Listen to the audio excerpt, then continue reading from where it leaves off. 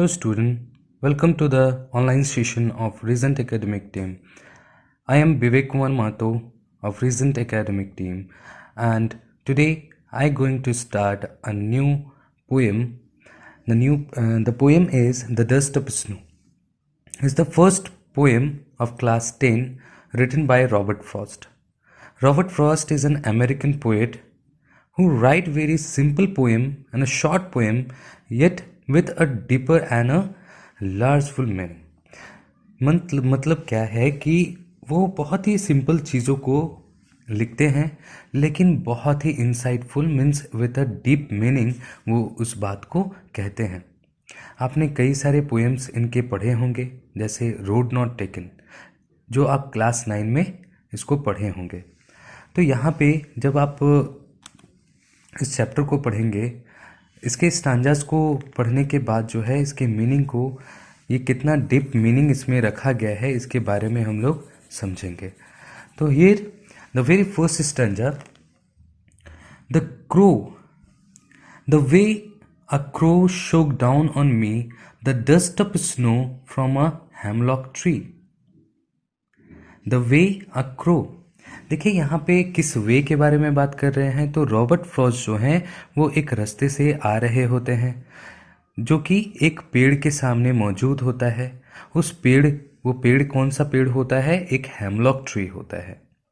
एक hemlock tree के सामने वो रहते हैं. हेमलॉक ट्री जो कि एक पॉइजनस ट्री होता है और उसके ऊपर जो है एक क्रो बैठा हुआ होता है.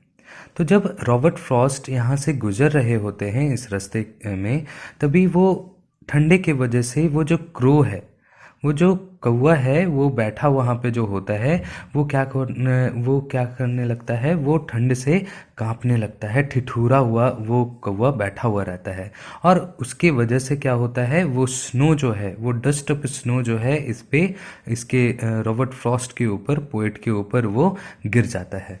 देखिए वही कह रहा है इस फर्स्ट स्टैंजा में, the way a crow shook down on मी, वो गिर जाता है, वो शेक कर रहा था ठंड के वजह से तो वो उसके ऊपर गिर जाता है. The dust of snow from a hemlock tree, कहाँ से? उस हेमलॉक ट्री से, उनके ऊपर.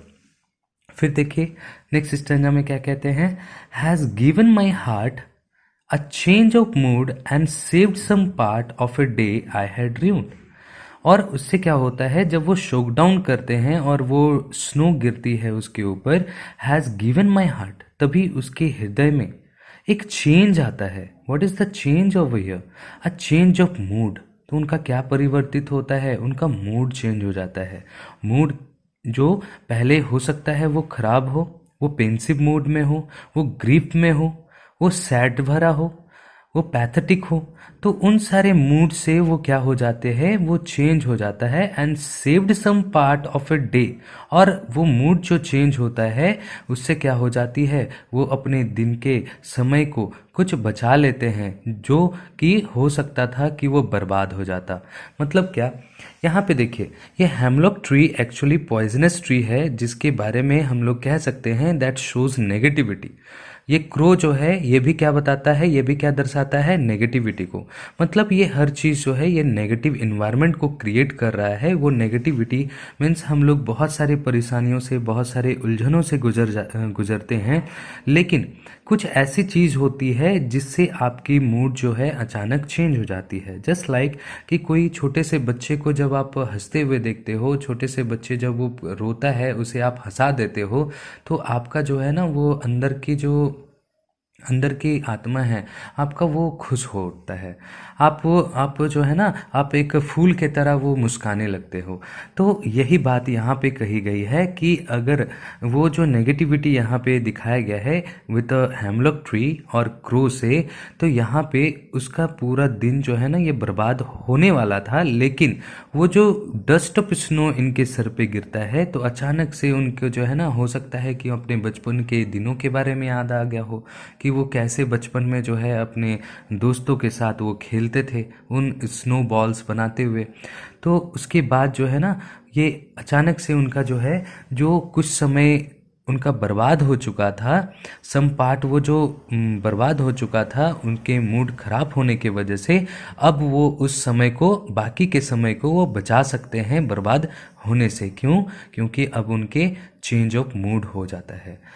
So I hope that you have understood the theme of this chapter, that there is negativity in this world, but certain thing can change your mood at all. Okay, so read this once, go through it. Okay, so thank you, all of you.